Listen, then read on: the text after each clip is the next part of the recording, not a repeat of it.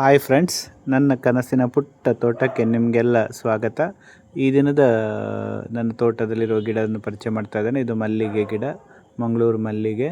ಈಗಾಗಲೇ ಒಂದು ವಿಡಿಯೋ ಮಾಡಿ ಹಾಕಿದೆ ಎಲ್ಲ ಗಿಡದ್ದು. ಇದು ಪೇಂಟಿನ ಬಕೆಟಲ್ಲಿ ಮಾಡಿದಂಥ ಗಿಡಗಳು 5 ಗಿಡ ಇದೆ. ಅದರಲ್ಲಿ 5 ಬಕೆಟಲ್ಲಿ ಗಿಡ ಹಾಕಿದ್ದೇನೆ. ಒಂದು ಮೊನ್ನೆ ಇತ್ತೀಚೆಗೆ 1 ತಿಂಗಳ ಹಿಂದೆ ನೆಟ್ಟಿದ್ದಷ್ಟೇ. ಉಳಿದ 4 ಒಂದು 6-7 ತಿಂಗಳ ಹಿಂದೆ ನೆಟ್ಟಿದ್ದು. ಸುಮಾರು ದೊಡ್ಡಕ್ಕಾಗಿದೆ.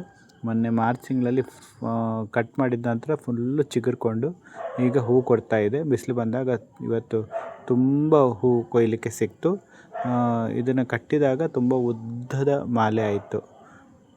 ಮಂಗಳೂರು ಮಲ್ಲಿಗೆ, ಶಂಕರಪುರ ಮಲ್ಲಿಗೆ, ಉಡುಪಿ ಮಲ್ಲಿಗೆ ಅಂತಲೇ ಕರೀತಾರೆ ಇದನ್ನು. ಇದು ಭಟ್ಕಳ ಶೈಲಿಯಲ್ಲಿ ಈ ಥರ ಕಟ್ತಾರೆ. ದಾರವನ್ನು ಯೂಸ್ ಮಾಡಿ ಕಟ್ತಾರೆ. ನಮ್ಮ ಉಡುಪಿ ಮಲ್ಲಿಗೆಯನ್ನು ಮೂಲ ಬಾಳೆಯ ಹಗ್ಗದಿಂದ ಕಟ್ತಾರೆ. ಆದರೆ ಇದು ಭಟ್ಕಳ ಶೈಲಿಯಲ್ಲಿ ಕಟ್ಟಿದಂಥದ್ದು. ತುಂಬ ಉದ್ದಾಗಿದೆ ಮತ್ತು ಮೊಗ್ಗು ದೊಡ್ಡದಾಗಿದೆ. ಅಂದರೆ ಇದು ಬೆಳಿಗ್ಗೆ ಬೇಗ ಕೊಯ್ದರೆ ಸಣ್ಣದಿರ್ತದೆ. ನಾವು ಬೇಗ ಕೊಯ್ಯೋದಿಲ್ಲ ನಮ್ಮ ಮನೇಲಿ ಕೊಯ್ಯುವಾಗ ತಡ ಆಗುತ್ತೆ. ಮಧ್ಯಾಹ್ನ ನಂತರ ಸಂಜೆ ಹೊತ್ತಿಗೆ ಹೆಚ್ಚಾಗಿ ಹೂವನ್ನು ಕೊಯ್ಯೋದು. ಹೆಚ್ಚಾಗಿ ಇದನ್ನು ದೇವರಿಗೆ ಯೂಸ್ ಮಾಡೋದ್ರಿಂದ ಸಂಜೆ ಕೊಯ್ದು ಬೆಳಿಗ್ಗೆ ಸಮಯ ಸಾಕಾಗೋದಿಲ್ಲ. ಸಂಜೆ ಕೊಯ್ದು ಅದನ್ನು ಕಟ್ಟಿ ದೇವರಿಗೆ ಅರ್ಪಿಸೋದು. ಧನ್ಯವಾದಗಳು ಫ್ರೆಂಡ್ಸ್.